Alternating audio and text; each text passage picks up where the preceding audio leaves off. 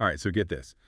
What if Jack the Ripper, the Victorian era killer, was actually like around today, stalking victims, but not in like those foggy London streets, but in our world, the digital age and all that? Yeah, it's kind of crazy to think about, right? Like, how different would things be with smartphones and social media and everything? It really makes you wonder how the whole game changes. Totally. And for anyone who's into true crime, this deep dive is going to be wild. We've got all sorts of stuff, research papers, legal things, even like articles about how technology and the media have changed crime and how we investigate it. Yeah, it's a real mix. And what's cool is that we can look at this from all these different angles. So we can think about the forensic stuff, like what kind of digital fingerprints would a modern Jack the Ripper leave behind, but also the psychological side of it. How would this kind of case play out in a world where information spreads so fast? Okay, so let's break it down. If Jack the Ripper was out there today, wouldn't there be like a huge digital trail, every Google search, every post, even buying stuff online? Oh, absolutely. And that's where things get really interesting. There's actually this law firm in Houston. They wrote this piece about how investigators could use all this data to track someone, figure out who the suspects might be, even look at how they communicate. It's like information that investigators back in the 1800s wouldn't have even dreamed of having. That's insane. It's like a trail leading right to them, right? Yeah. But wouldn't that also make things harder? Like trying to go through all that info. I mean, not every Uber ride late at night or weird Google search means someone's a serial killer, right? You're totally right. And an Atlanta law firm actually brought that up. They said it's super important to be able to prove that the information is real and that it came from the right person. Like a tweet might seem suspicious, but it could be totally fake, someone messing around, a copycat, or just someone completely random. So it's not just about finding the clues online. It's about being sure they actually lead to the right person, which could be really tough. Exactly. And then think about how much information we're talking about. Millions of people online, all with their own ideas, maybe posting evidence and just speculating. Imagine the Reddit threads, the Facebook groups, all the hashtags on Twitter. It could be a total mess with so much misinformation flying around. Yeah, that's kind of scary. It's like everyone becomes part of the investigation, even if they don't mean to be. Exactly. And that brings us to another big part of this deep dive, which is how the public would react. Especially when information spreads so quickly. The Pew Research Center, they did this study, and they found that when people read a lot of local news, especially crime news, they tend to get more worried about their own safety.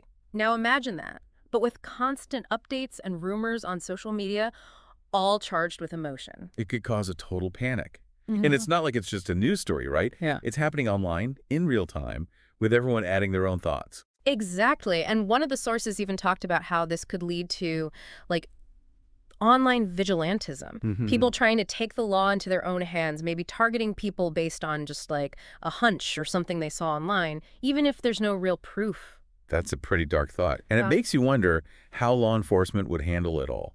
It's not just about finding the killer, right? They'd have to manage what the public thinks, separate real leads from all the noise, and make sure all that misinformation doesn't mess up the investigation. For sure. And we can't forget about the media. If this was happening today, it wouldn't just be on the front page, it would be everywhere, 2004-7, especially with social media and all that. Yeah, it's not just headlines anymore. It's hashtags and trending topics. Mm. And there's this law firm in LA. They said the kind of media coverage can really affect how people see things, leading to fear, prejudice, and maybe even demands for policy changes that don't really make sense. It makes you think, right? Technology can be amazing for solving crimes, but it also brings a whole bunch of new problems and ethical questions. Like, how do you balance the need for information with the possibility of causing harm? How do you make sure that in this digital age, finding justice doesn't turn into some kind of spectacle? Yeah, those are some big questions, and we're really just getting started here. But let's zero in on the investigation itself for a minute. If this was happening today, how would law enforcement actually use all this digital stuff to their advantage? Like, what specific methods could they use? What new challenges would they face? Those are the questions we're going to tackle next. Stick with us as we dig deeper into this whole digital world of a modern-day Jack the Ripper investigation. Welcome back, everyone. So we've been talking about this really creepy idea of Jack the Ripper being around in today's world. But let's switch gears a bit and talk about how the police could use all this digital stuff to their advantage. Like earlier we mentioned social media, but how could they use that for real-time info? It's kind of mind-blowing when you think about it. Instead of, just relying on what a few people saw or rumors going around, investigators could, look at hashtags, keywords, even specific places online for anything related to the case. Imagine being able to see where a suspect might be based on where they checked in on social media or using, facial recognition to find someone from a security camera. Yeah, it's like a whole new set of tools, right? Yeah. But wouldn't that also bring up, like, ethical questions about privacy? Could the police just look at anyone's messages or Instagram stuff? Oh, for sure. And the laws around that are super complicated. There's this law firm that specializes in digital privacy, and they wrote this whole paper about the legal stuff involved. They said you'd absolutely need warrants and a good reason to look at someone's private stuff. It's this balancing act between using these powerful new tools and still protecting people's rights. So it's not just a free-for-all, which is good. Hmm. But, okay, let's say they find something online that seems incriminating, like a threatening post, weird searches, or even them talking to potential victims. How do they prove that info is real? That's where digital forensics comes in. There was this really cool study by a cybersecurity firm, and they talked about how you'd have to be super careful to make sure the evidence is real, hasn't been changed or faked. They even said investigators could, trace back a social media post, see if it's been edited, and look at all this hidden data to be sure it's real and connect it to a specific person. Wow, that's amazing. So it's not just about what someone posts. It's about, digging deeper into the digital side of things to find the truth. Exactly. It's like peeling back layers to get to the core of it all. But even with, solid evidence, there's another hurdle, which is managing what the public thinks.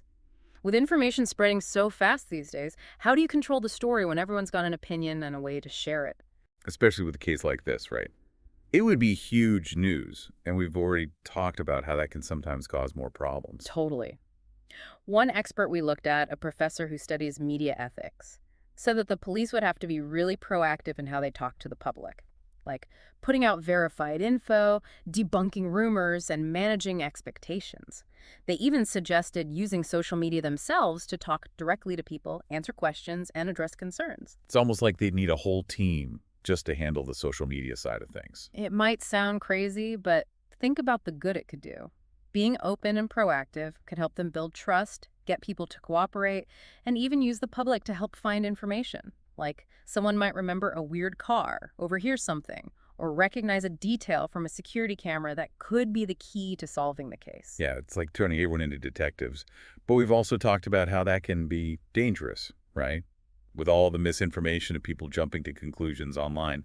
Oh, absolutely. And that's why it's so important to be able to think critically about what we see online. There was this study from a journalism school, and they emphasized how important it is to teach people how to question sources, check if information is true, and not just share rumors or accusations without thinking. So it's not just about the police adjusting to this new digital age. It's about all of us, learning how to deal with all this information in a responsible way. Yeah, it's on all of us. But, okay, let's say, despite all the challenges, the police find a suspect and there's a trial. How would all this digital stuff affect that? That's when it gets really interesting.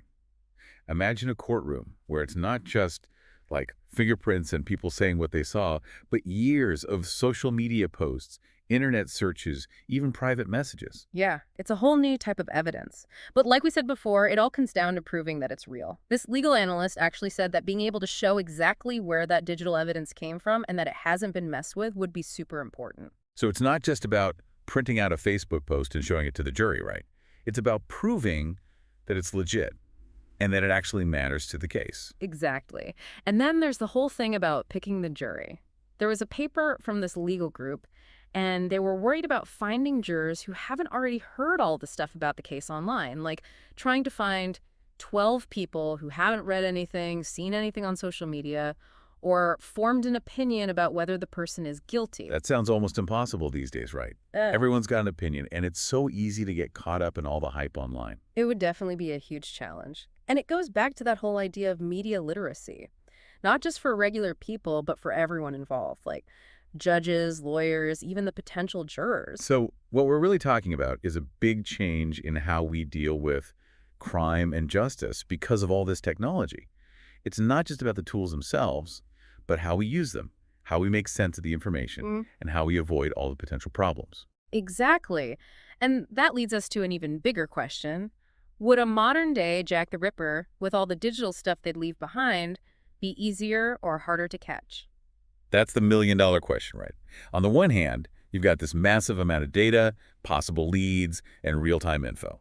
But on the other hand, there's the chance of getting overwhelmed with information, misinformation, and the pressure from the public influencing the investigation. It's a tough one, and it's something we'll keep looking at as we explore the wider impact of this whole hypothetical case on society and politics. Okay, so welcome back. It's been quite a ride so far, right? We've gone from those old London streets to like the totally digital world of today, imagining what it'd be like if Jack the Ripper was, part of it all. Yeah, it's been pretty wild, and I think what's really interesting is how this whole, thought experiment makes us think about some really big questions about technology and how it affects, well, everything, like society, how we see justice, all of that. For sure. We've talked about the digital trails, how investigations could happen in real time, the whole thing about proving information is real, and even people online trying to, take the law into their own hands. But let's step back for a second. What kind of impact would a case like this, a modern-day Jack the Ripper, have on society as a whole? That's a really important question. There's this think tank that focuses on criminal justice policy, and they said in their report that these kinds of big, high-profile cases often lead to, big discussions and changes in how things are done. Think about how people would probably want more surveillance, right? Facial recognition everywhere, tracking people's locations, watching everything on social media, all because they'd want to prevent something like this from happening again. Yeah, I could definitely see that happening. Fear is a powerful thing, especially when it's all over the news and social media. Exactly. And that's where it gets kind of tricky. There's this legal expert, really well known, and he talked about how dangerous it is to rush into making new rules and policies just because of a crisis. He said we really need to think about the long-term effects of all that surveillance. What if it gets abused? What happens to people's privacy? So it's not just about catching the bad guy.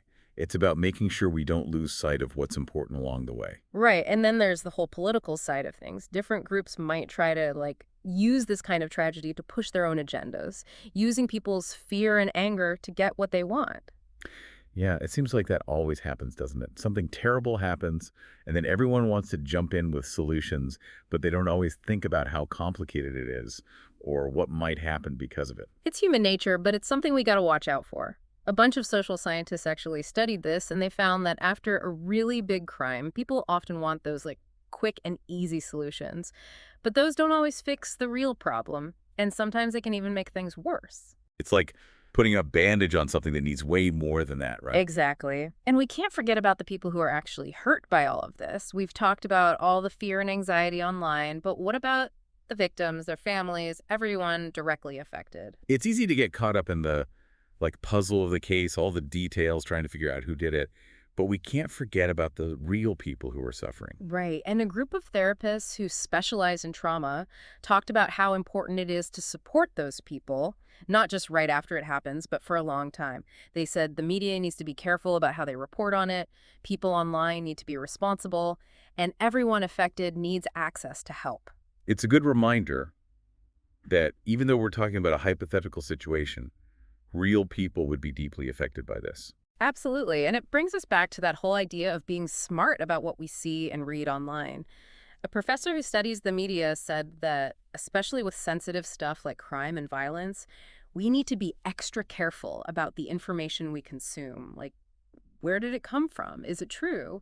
And we need to think about how what we say and do online might affect others. So it's not just about knowing what's going on. It's about being responsible with that information. Exactly. It's about realizing that we all play a part in how this story unfolds, We can choose to be understanding and empathetic. So we started by asking, what if Jack the Ripper was like a social media pro? And the answer is way more than just solving a crime. It's about how technology changes our world, how it changes us, how we see things, how we act, even how safe we feel. Yeah, it's about understanding how powerful information can be for good and bad, and how we all need to learn to navigate this whole digital world. It's been a really interesting deep dive. Thanks for joining us. And remember, the best tool we have is our own ability to think critically.